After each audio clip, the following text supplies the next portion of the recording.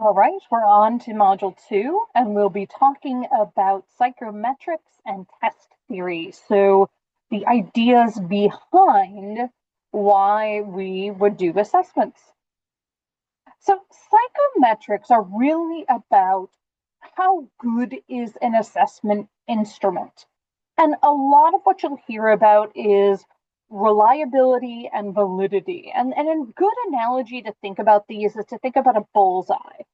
So validity is hitting that bullseye, whereas reliability would be consistent shooting. And so I have a diagram to help explain that.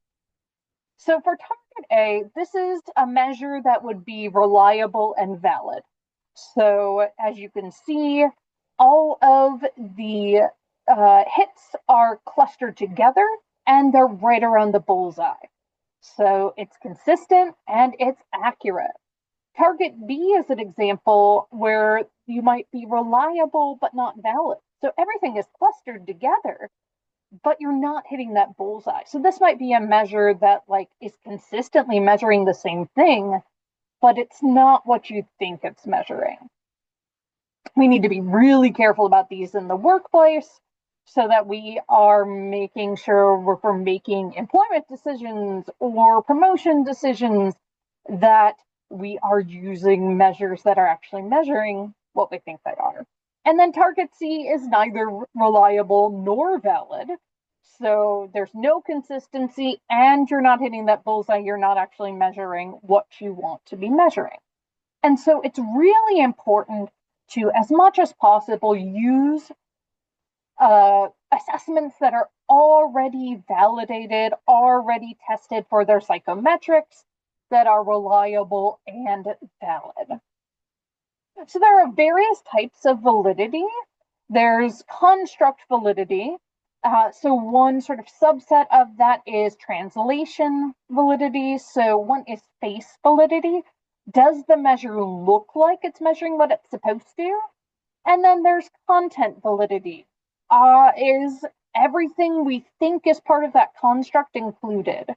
And then criterion validity is, can we actually use this measure to measure what we think it is or to make predictions, hence predictive? If I measure something now, can it predict how someone will do in the future? Concurrent is, if I measure something now, can it tell me how someone's doing right now?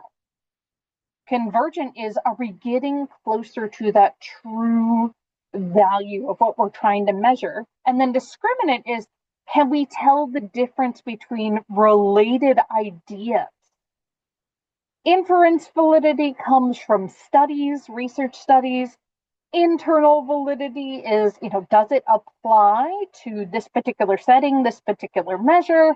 External validity is, can we generalize from this measure beyond this particular setting? Why do we care? Why do we go into all of this nitty gritty? Well, a big part of doing assessment in the workplace is our ability to make predictions. Is this person going to be a good hire? Right? We want to make sure we're doing that accurately. So one of the steps that you need to do before you even decide, how am I going to assess for this particular person for this particular job, is to do what they call a job analysis. This is step one of a hiring process. You want to ask, what does that job entail? And who would be a good fit for this job based on what it entails?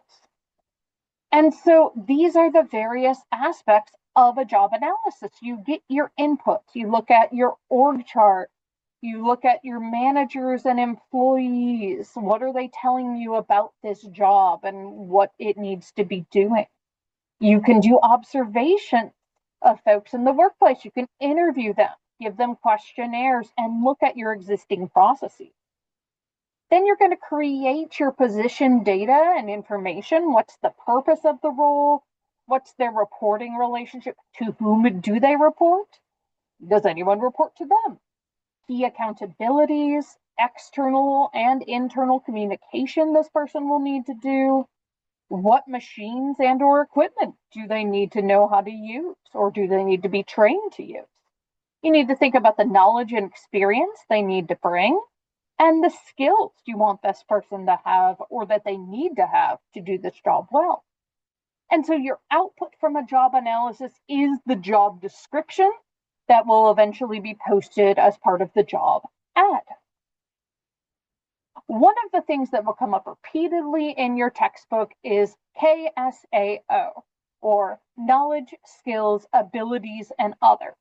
And these are things we need to think about for people who fit particular jobs. So knowledge, what do they already know? What knowledge are they bringing to the table? Skills, what can they already do? What skills do they have? Can they program? Do they have the skills to create marketing materials? Abilities, what are your capabilities to learn a new task? And then other things like, how would they do a task or a job? Now, one thing you'll notice here, and this is something that you'll find if you start Googling assessments for the workplace, is this is a plug for a particular assessment. There's a lot of people out there selling a lot of different assessments. And so part of our job as folks who might be using those assessments is to vet them to see if they are actually scientifically backed, particularly before we would spend an organization's money on something like this. All right, that's a brief overview for Module 2, and I hope that you will enjoy learning about some of this important background information we need to know.